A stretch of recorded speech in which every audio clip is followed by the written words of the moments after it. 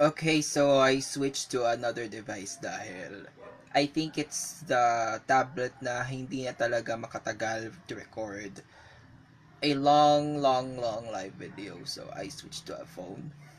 I used my phone now to record this episode 2 of Open Arms, which we are calling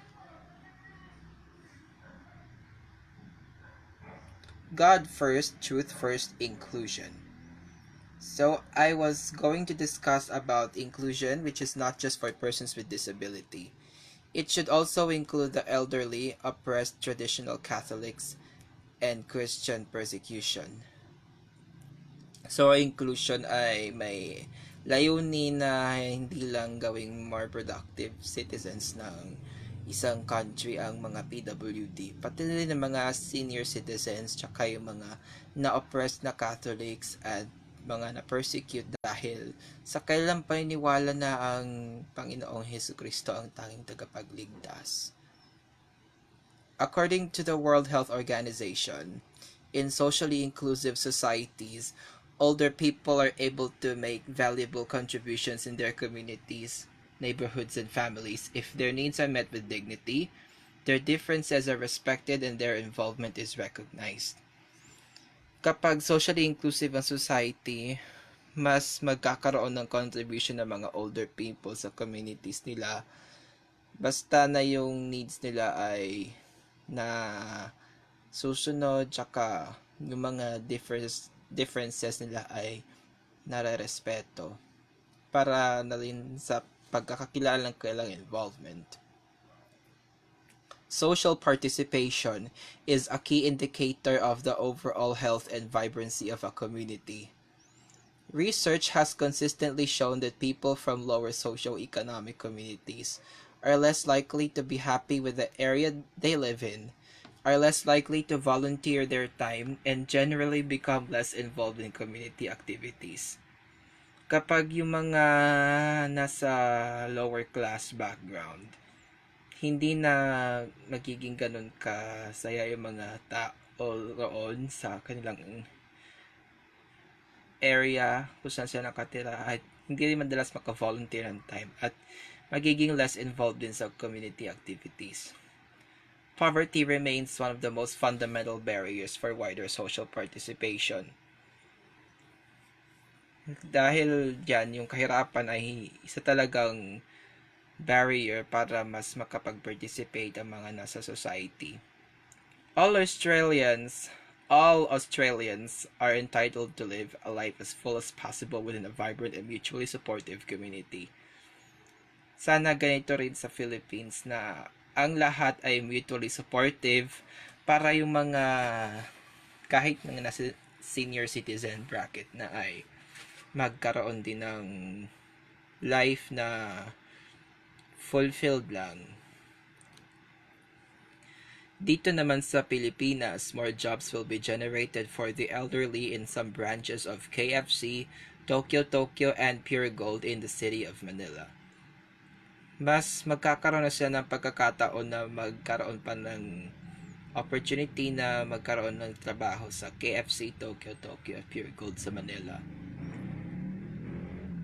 These branches agreed to hire the seniors and PWDs who wish to continue working in line with a program for equal job opportunities in partnership with Philippine Capital. Ang kanilang layunin na magkaroon din ng equal job opportunities sa loob pa lang yan ng Manila. Sana magkaroon din sa areas gaya ng Quezon City, Makati, Pasay, sa Cavite, sa Laguna, Bulacan, Cebu, Davao.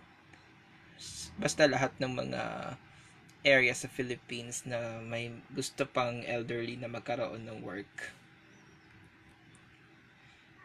Now let's go to inclusion for persons with disability.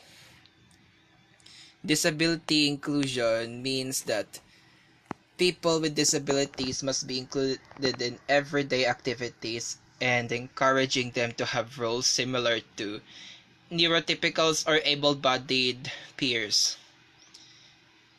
Hindi lang sila dapat i-encourage, dapat sigurado ring may adequate policies and practices na effective sa isang community or organization. Inclusion should lead to increased participation in socially expected life roles and activities. For example, pagiging student, worker, friend, community member, patient, spouse, partner, or parent. Kapag socially expected ang isang activity, pwede rin ditong masama ang engagement sa social activities.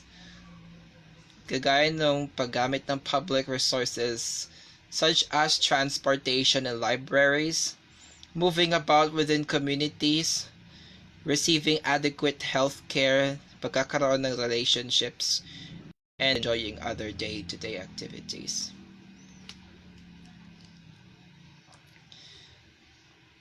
Disability inclusion naman, hinahayaan nila yung mga PWD na magkaroon din ng benefits ng same health promotion and prevention activities na na-experience ng neurotypicals or able-bodied people.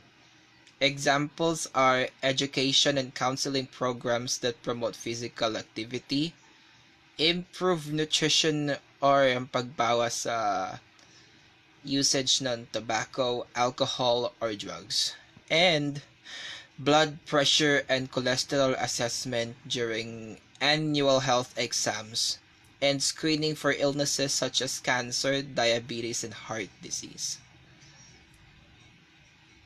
Magsisimula ang ganito sa pag-identify and eliminating barriers para makapag-participate sa ganitong activity sa mga PWDs. According to Accenture's Getting into Equal Disability Inclusion Advantage research, on average, companies that are championing disability inclusion achieve 28% higher revenue, na twice the net income, and 30% higher economic profit margins from 2015 to 2018. 2015 to 2018. Companies are not merely compliant or acting out of perceived obligation to hire PWDs or persons with disabilities, but are embracing the advantages that come with having more creative and well-rounded people. Hindi porket person with disability ay hindi na rin sila magiging productive employees in a company. There are more and more companies that are accepting them to get hired in regular jobs. The PWDs adapt and develop problem-solving skills, agility, persistence, and a willingness to learn and experiment, na lahat ng ito ay essential para magkaroon ng innovation. Wait. Okay. Akala ko naliligaw na tayo. We are now at the inclusion for oppressed traditional Catholics. Love for neighbor, sabi ni Pope Francis, ay yung pagiging close to people, lalo na kapag na-oppress at may violence for their Christian belief, and engaging in charitable work that reflects, please don't mind, naulit ang that, Christian values and promotes interreligious dialogue. Hindi lang martyrdom and blood ang hinarap ng oppressed Catholics sa mga countries where they are persecuted and killed for the faith, but also a white martyrdom in democratic countries that try more subtly to stifle religious freedom and expression. The Knights and Dames of the Equestrian Order of the Holy Sepulchre of Jerusalem dedicate themselves to supporting the Latin Patriarchate of Jerusalem and to responding to the needs of Catholics throughout the Holy Land. Sila yung mga namamahala sa pangangailangan ng mga Catholics na nakabase sa Holy Land sa Jerusalem. Nakakover nito ang Israel, Palestine, Jordan, and Cyprus, at included dito ang pag-fund ng seminaries, mga school, hospitals, tsaka social centers. Every 5 years, leaders of the order from around the world gather for their first General Assembly This General Assembly is called a consulta. Regarding Christian persecution naman, hindi naman sa but may mga Filipinos din na nakakaranas ng persecution, harassment, and even death kahit pumunta lang sila sa misa. Kagaya nung Marawi siege in 2017. Please don't mind if I have not triple checked. The Marawi siege left the city of Marawi in ruins back in 2017 after extremists aligned with the Islamic State destroyed many houses and churches. Noong kasagsagan yan, pati mga simbahan na damay, kaya nasira din. More recent na insidenteng ganito, according to Jonathan B. Luciano, National Director of Aid to the Church in Need Philippines, ACN, was the bombing of Our Lady of Mount Carmel Cathedral in Jolo, Sulu. Kinamatay ito ng 20 people at maraming nasugatan sa ganitong incident. According to Luciano, Christian persecution in Mindanao could increase in the next coming years after siya ma-inform ni Marawi Bishop Edwin de la Peña ng report sa re-emergence of the supporters of ISIS, Islamic State of Iraq and Syria sa mga province na nasasakop ng area na ito. Some lang naman. Some areas, provinces.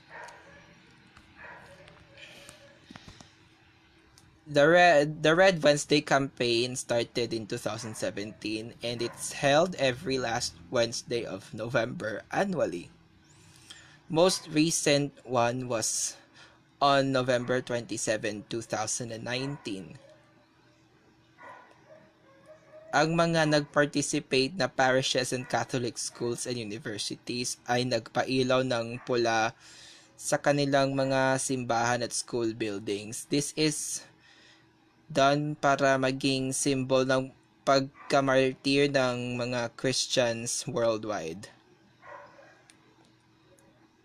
This was highlighted by a Manila Cathedral Mass presided by Caloocan Bishop Pablo David. Nagsagawa rin ng ecumenical prayer ang mga leaders ng Catholic Church and other Christian denominations. The objective of the Red Wednesday campaign is to wake everyone up of this reality that people do not suffer such violence, persecution, and oppression. According na rin kay Director Jonathan Luciano. It's because na yung isa pa nitong layunin ay kahit magkakaiba kayo ng religion, ang mga Christians ay hindi dapat i-persecute or makaranas ng violence just because naniniwala sila sa Diyos. That Red Wednesday campaign in 2019 ay sinalihan ng over 2,000 parishes. The 2019 Red Wednesday campaign was also joined by representatives from other Christian denominations. Dahil ang mga nasa Protestant denominations, they also have martyrs dahil sa kanilang paniniwala that Christ is God. So let's expect na sa susunod na Red Wednesday, mananawagan sila for inclusion, something like this. It's gonna be a bigger message dahil hindi lang Catholics ang nabibiktima ng ganito, pati mga born again, mga Protestant. Kaya nga, mga Christian denominations. So, finally, I was able to successfully hold this second episode. I sincerely apologize dahil may mga kakaunting technical delays. I believe it's mainly the device that I was using. I promise next time na hindi lang ako prepared. My device would be in top condition too. So see you everyone next Tuesday for another episode of Open Arms. Dahil naniniwala tayo sa isang God First, Truth First inclusion. This has been Billicent B. Makuse. At naniniwala ako sa inclusion.